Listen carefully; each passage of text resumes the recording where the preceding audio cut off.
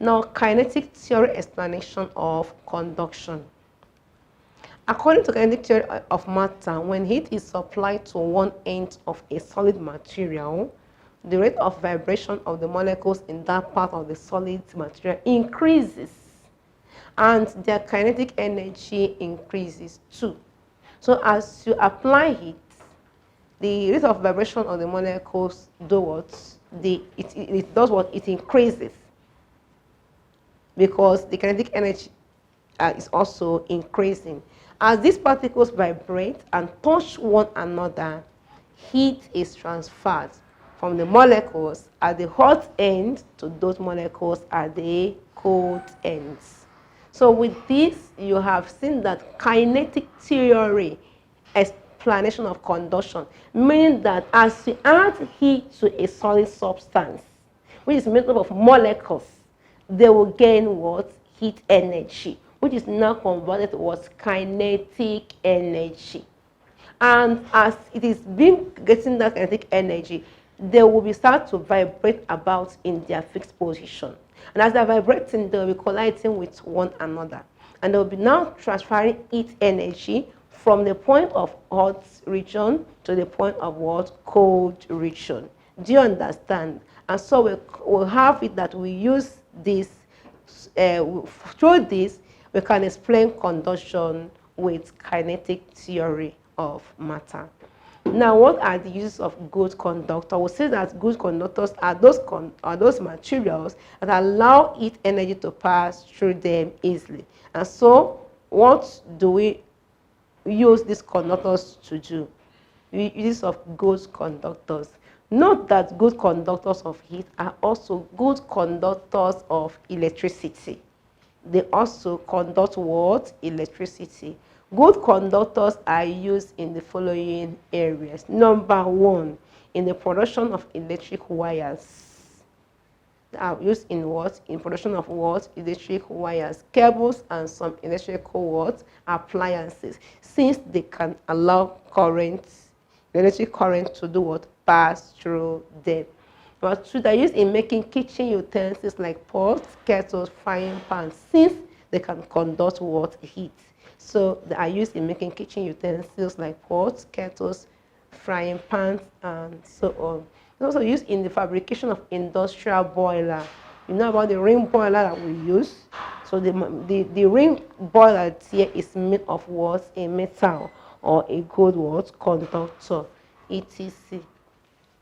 Uses of bad conductors, that is insulators. They don't allow heat to pass through them. Handles of cooking utensils are made of wood, plastics, and other poor conductors. So it does not allow heat to pass through them.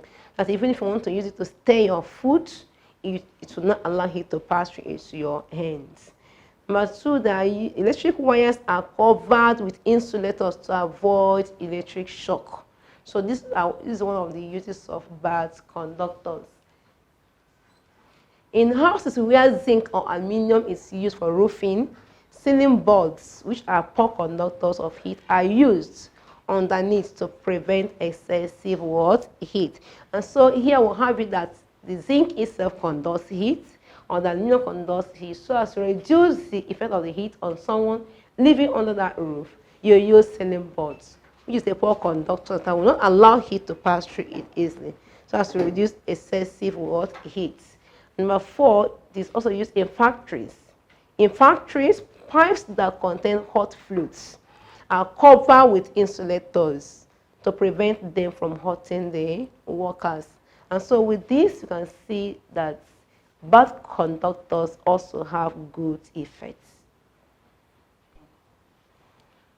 The next mode of heat transfer is convection.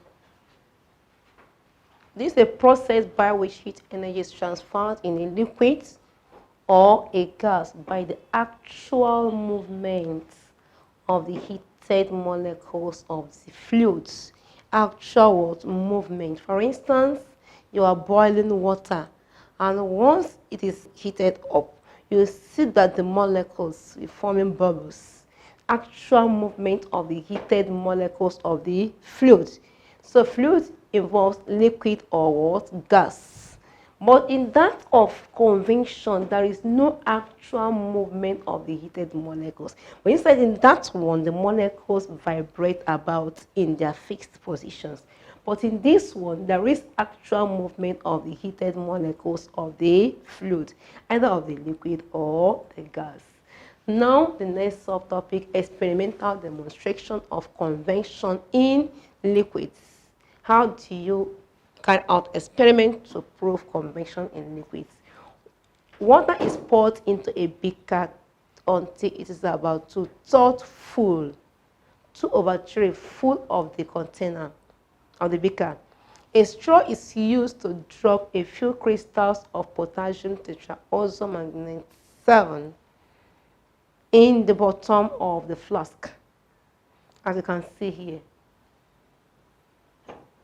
This is the beaker of water. This is the straw that is used to drop this potassium tetraoxomanganate 7 crystal.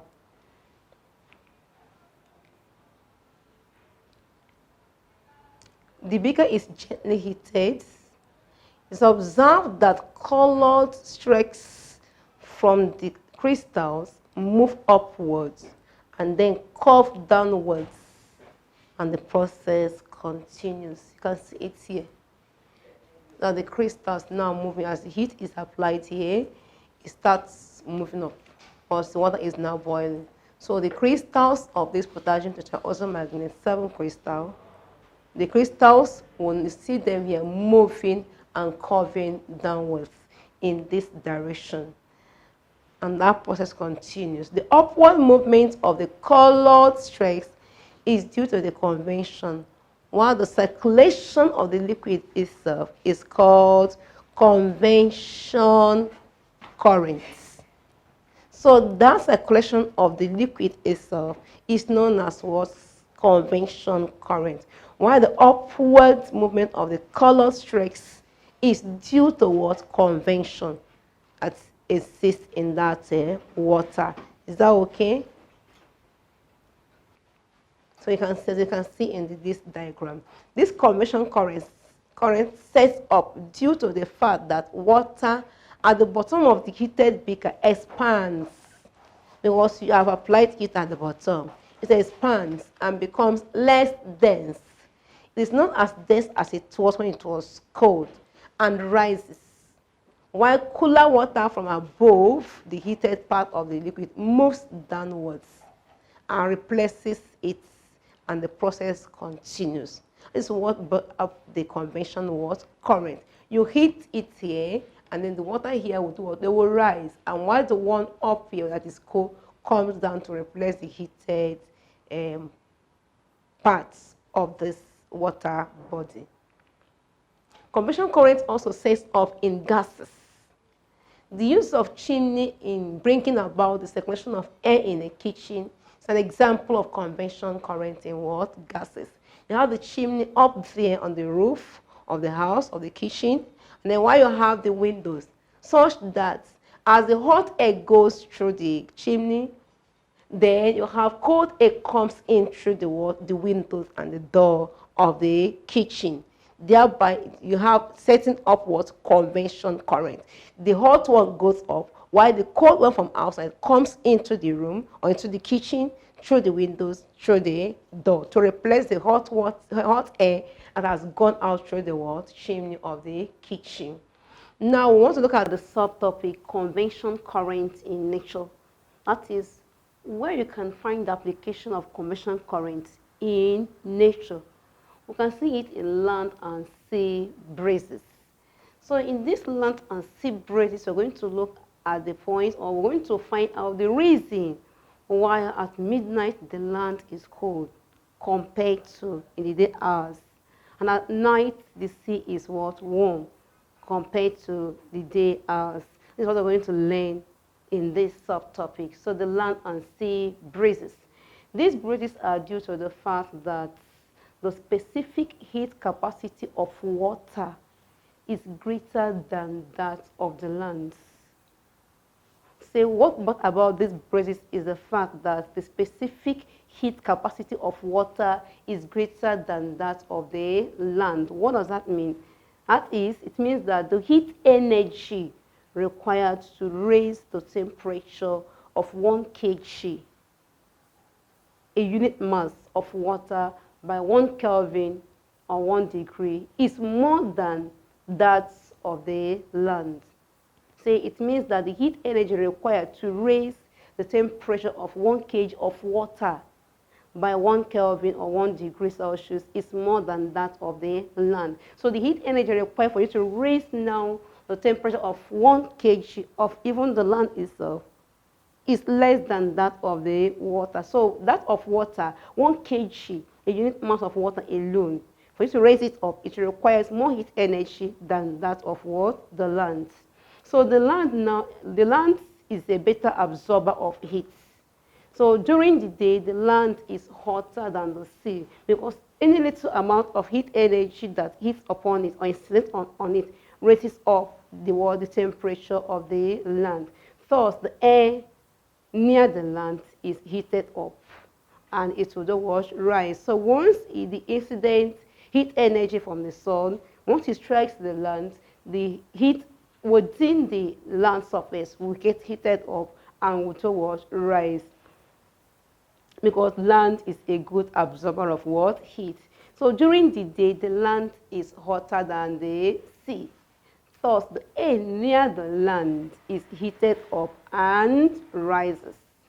So cooler air from the sea blows into the land to replace the rising air. So cooler air now comes from the sea to replace the hotter air that has risen up from the what? From the land.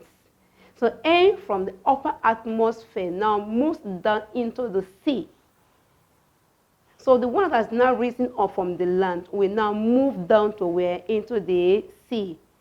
Now, while the cooler air from the sea, which is during the day hours, now comes back to take the position of the rising air on the land.